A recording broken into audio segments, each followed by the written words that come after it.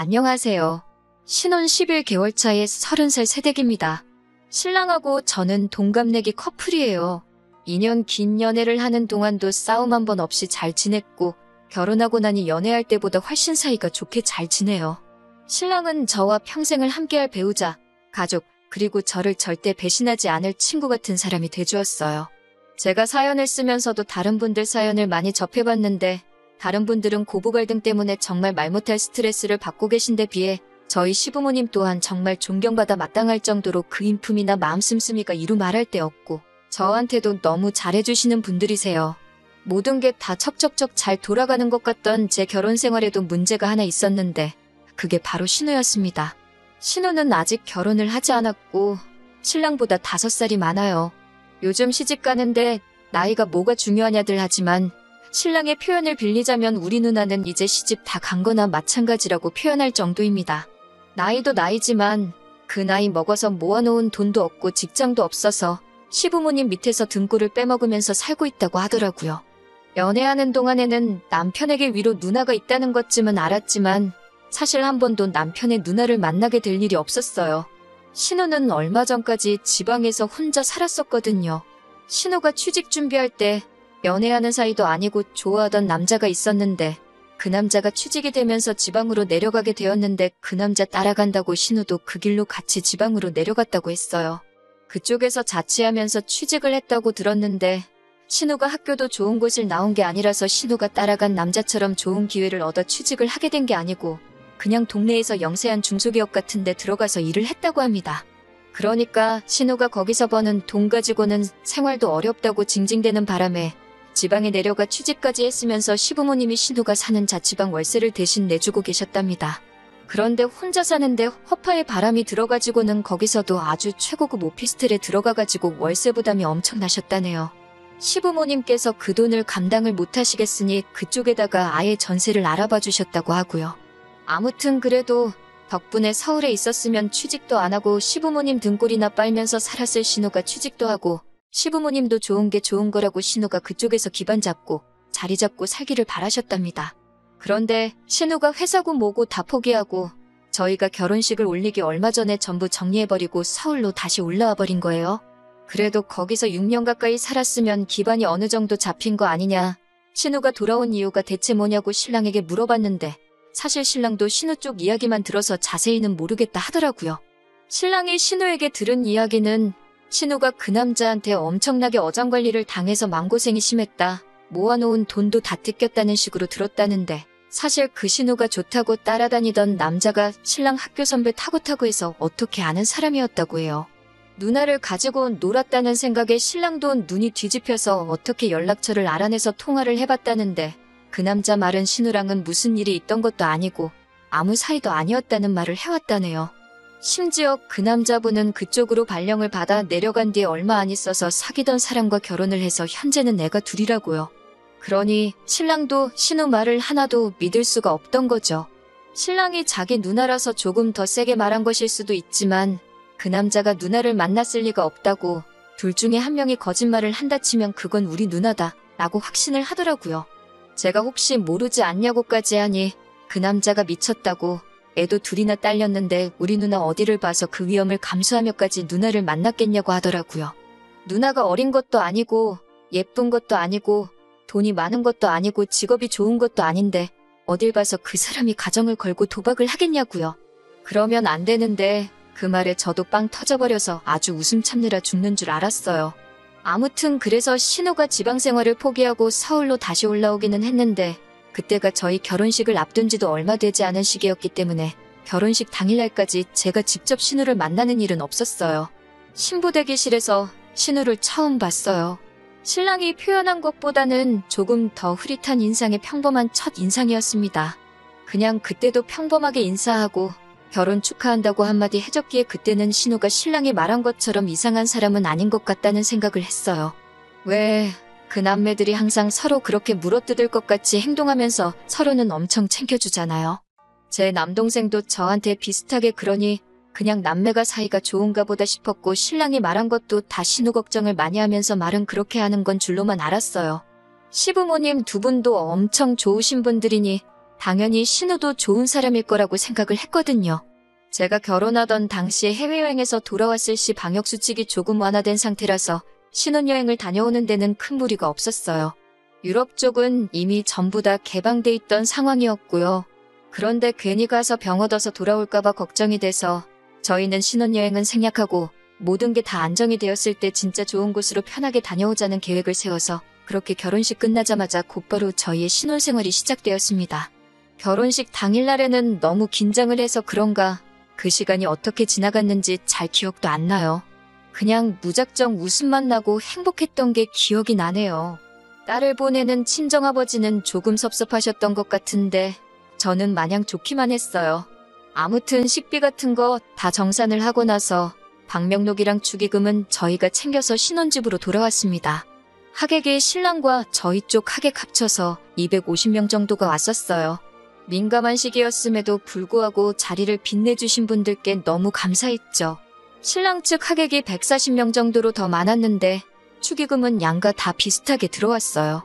축의금이란 게 저는 그렇게 크리라고는 생각도 못했는데 여기저기서 받고 나니 그 금액이 엄청나더라고요. 방명록을 보면 저나 신랑 친구들, 그 외 직장 동료들을 제외하면 전부 다 양가 부모님들 하객이었습니다. 말이 축의금이지 사실 그 돈이 그동안 양가 부모님들이 여기저기 다 쓰셨기 때문에 돌아온 돈이잖아요? 친구들이나 직장 동료들한테 들어온 축의금의 비중이 그렇게 큰 것도 아니고 신랑이나 저랑 개인적으로 가까운 친구들은 다 따로 저희들한테 준 게 있어서 사실 그 돈들은 양가 부모님들의 돈이나 다름없는 돈이었어요. 그리고 일반적으로도 축의금은 양가 어른들께 드린다고 듣기도 했고요. 그래서 신랑과 상의하고 나서 축의금을 양가 부모님께 드리기로 결정했습니다. 신혼여행을 안 갔기 때문에 다음 날인 일요일 아침에 바로 신혼집에서 좀 더 멀리 떨어진 시댁으로 먼저 향했습니다. 돌아오는 길에는 친정에 들러서 친정에도 제 앞으로 들어온 축의금을 돌려드리고 올 계획이었습니다. 결혼식이 바로 어제였는데 좀 쉬다 오지 그러셨냐며 저희 걱정부터 해주시며 반겨주시니 정말 좋았어요. 무슨 일로 왔느냐고 물으시길래 바로 본론부터 말씀드렸네요. 그런데 시부모님께서는 그건 너희 결혼한다고 사람들이 이 어려운 상황에 먼 길까지 와주시며 축하해주신 돈이니 그 돈은 저희가 갖는 게 맞다고 하셨습니다.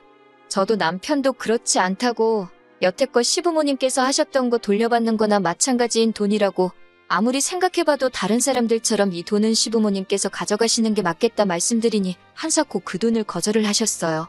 오히려 그 당시 상황에 결혼식 불참하신 분들이 계좌로 보내준 돈도 있다면서 안 그래도 그 돈도 저희한테 보내주시려고 할 참이셨답니다.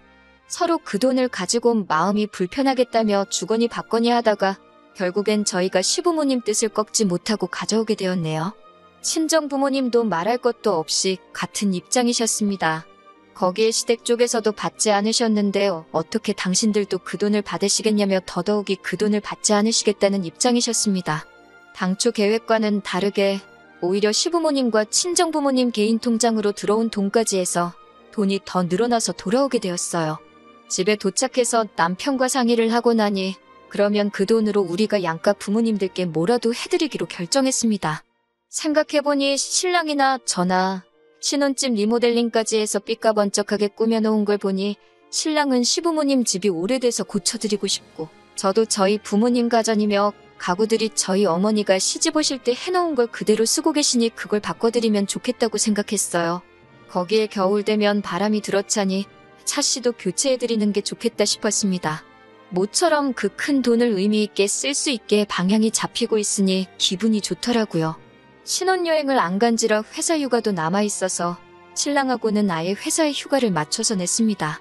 그리고 그 기간 동안 신혼집 구할 때 마냥 리모델링 회사도 보러 다니고 전자제품 마트랑 가구점 돌아다니면서 이것저것 고르고 있으니 신혼집 알아보면서 지치도록 했던 건데도 기뻐하실 양가 어른들 생각하니 그건 나름대로 또 즐겁더라고요.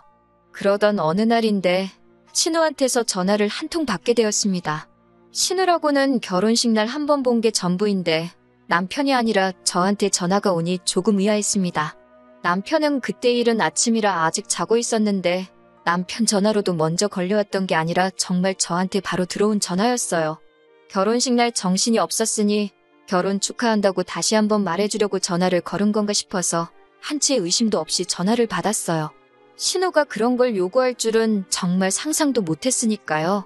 전화를 받으니 신우는 저한테 인사도 건너뛰고는 다짜고짜 축의금에 대한 행방을 묻더군요.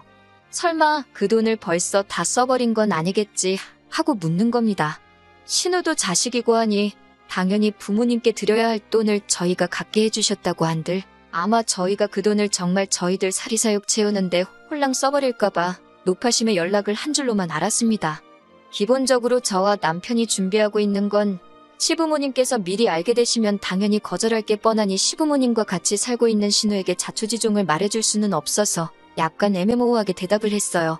그런데 제 생각이 틀렸더라고요. 신우는 저희가 정말 저희들 사리사욕을 위해 쓰지 말라고 충고를 하려고 전화를 한 게 아니었고 오히려 시부모님 앞으로 들어온 축의금을 대뜸 자기한테 달라고 하는 거 아니겠습니까?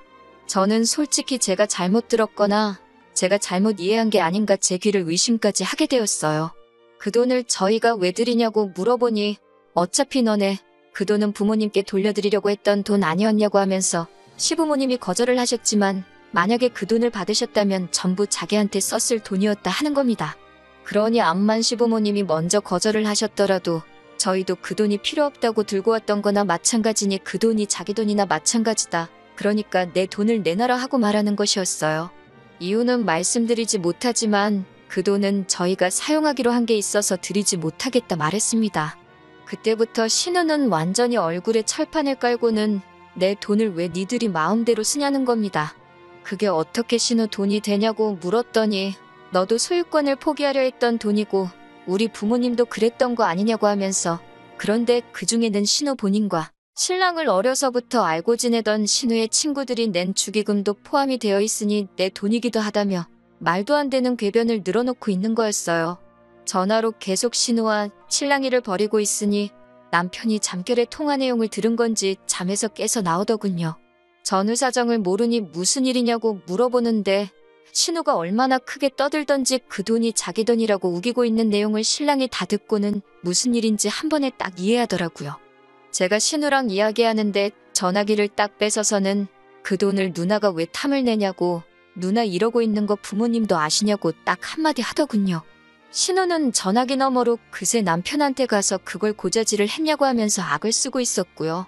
남편이 누나 이러는 거 부모님한테 전화를 드릴까 말까 이러고 있으니 저한테는 그 돈 내놓으라고 큰 소리를 펑펑 내더니 동생인 남편 앞에서는 찍소리도 못하고 전화를 끊었습니다. 신우랑 신우 친구들이 대체 축의금에다가 얼마를 냈길래 그 돈이 내 돈이라고 우길 수 있는 건지 방명록을 열어봤어요. 남편이 기억을 되짚어가며 누가 누나 친구인지 찾아봤는데 누나 친구 아는 이름 하나 있다고 하면서 방명록 한쪽을 가리키더라고요. 누구누구 왜 6명 해가지고 6명이 와서 10만 원을 내고 갔더라고요. 신우도 하나뿐인 동생 결혼식인데 뭐 하나 해주지는 못할 망정 5만 원을 축의금이라고 냈더군요. 집에 휴지나 세제라도 사왔으면 이런 말도 안 하겠어요. 몇 천만 원이 되는 축의금 중에 꼴랑 7명이서 15만 원 낸 거나 마찬가지인 돈을 가지고 자기 지분이 있으니 그 돈을 내놓으라고 하는 걸 보니 하도 어이가 없으니 웃음이 다 나더라고요. 남편은 배꼽을 잡고 뒤집어지면서 이게 30대 후반 다 되는 사회인들이 낸 축의금이 맞냐면서 포복절도를 하더라고요. 그러면서 남편이 웬만하면 그냥 넘어가 주려고 했는데 이걸 보니 안 되겠다고 하면서 시부모님한테 전화를 걸어서 방금 있던 일을 속속들이 다 이야기해줬습니다. 시부모님 입장에서도 신우가 아픈 손가락이기는 할 텐데 제게 한 짓이 상식선에서 생각해봐도 이해도 용서도 되지 않는 일이라서 그런지 그렇게 인자하신 시부모님도 화를 내실 줄 안다는 걸 보여주시더라고요. 두 번 다시 똑같은 짓은 하지 못하게 일부러 저희를 시댁까지 부르셔가지고는 저희가 보는 앞에서 신우를 아주 쥐잡듯이 탈탈 털으셨습니다. 신우는 남편을 째려보면서 네가 말했냐 하면서 씩씩대고 있는데 그 모습이 무슨 어린 시절에 심술 많은 동네 친구가 엄마한테 혼나면서 딴짓은 더 혼날까봐 못하고 째려보고 있는 그 모습이 딱 비쳐 보이더라고요. 혼자 살면서 정신이라도 좀 차렸으면 했는데 오히려 더 버려놓은 것 같다고 신우가 지방에 처음 내려갔을 때 지원해주신 신우 정착금도 도로 다 가져시겠다고 하시고 신우도 집에서 내쫓아버리셨네요.